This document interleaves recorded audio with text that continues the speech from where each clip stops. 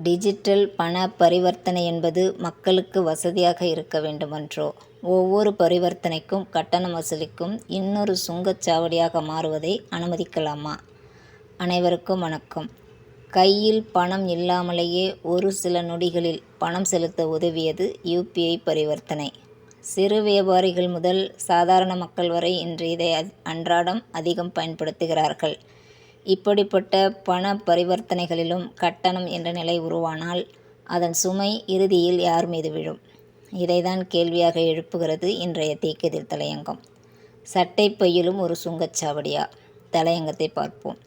UPI எனப்படும் digital பண பரிவர்த்தனைகளுக்கு கட்டணம் விதிப்பதற்கான சட்டப்பூர்வ தடையை நீக்கும் வகையில் 2007ஆம் ஆண்டு பிஎஸ்எஸ் சட்டத்தில் ஒன்றிய அரசு திருத்தம் கொண்டு வந்துள்ளது.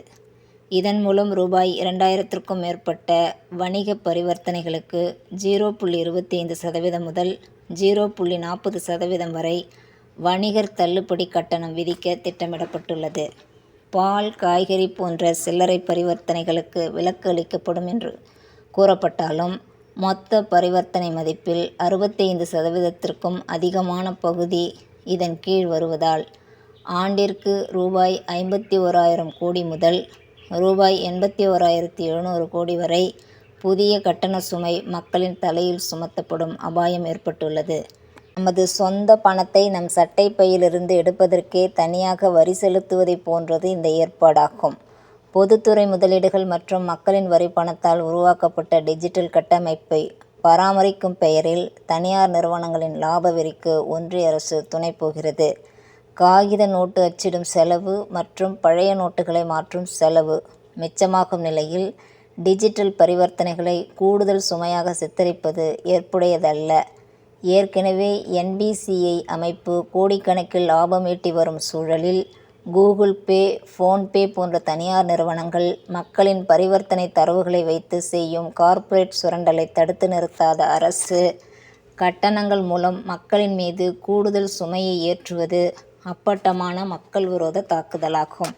ஒவ்வொரு இந்தியரின் பரிவர்த்தனை விவரங்களையும் ஒரு சில பெருநிறுவனங்கள் தங்கள் வருமான வாய்ப்பாக மாற்றுவதை வேடிக்கை பார்க்கும் மோடி அரசு மக்களின் நலனை புறக்கணித்துவிட்டு லாப நோக்குடைய கார்ப்பரேட்டுகளுக்கு சிவப்பு கம்பளம் விரிப்பது கண்டனத்திற்குரியது.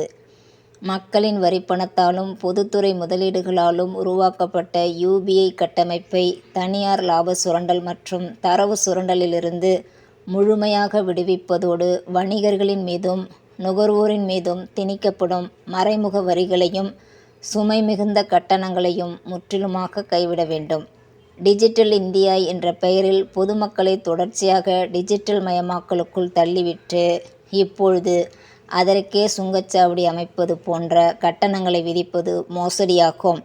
இந்த மறைமுக வரிகள் நுகர்வோரின் அன்றாடம் வாங்கும் திறனை கடுமையாக பாதிப்பதோடு சிறு மற்றும் நடுத்தர வியாபாரிகளின் வணிக செயல்பாடுகளையும் முடக்கிவிடும். பொதுமக்களின் தலையில் கட்டண சுமையை சுமத்தும் எந்தவொரு மக்கள் விரோத நடவடிக்கையையும் முறியடிக்க தொடர் போராட்டங்கள் அவசியமாகின்றன. டிஜிட்டல் பண பரிவர்த்தனை என்பது மக்களின் அன்றாட வாழ்க்கையில் ஒரு பகுதியாகிவிட்டது. அதன் மீது புதிய கட்டண சுமைகள் உருவாகும் போது சிறு வியாபாரிகளும் சாதாரண மக்களுமே அதிகம் பாதிக்கப்படுவார்கள். தொழில்நுட்ப வளர்ச்சி மக்களுக்கு வசதியை கொடுக்க வேண்டுமே தவிர ஒவ்வொரு பரிவர்த்தனையையும் ஒரு புதிய சுங்கச்சாவடியாக மாற்றிவிடக்கூடாது என்பதே இன்றைய தலையங்கம் முன்வைக்கும் முக்கியமான கேள்வி. உங்கள் கருத்துக்களை கருத்து பகுதியில் பதிவு செய்யுங்கள். நாளை சந்திப்போம். நன்றி, வணக்கம்.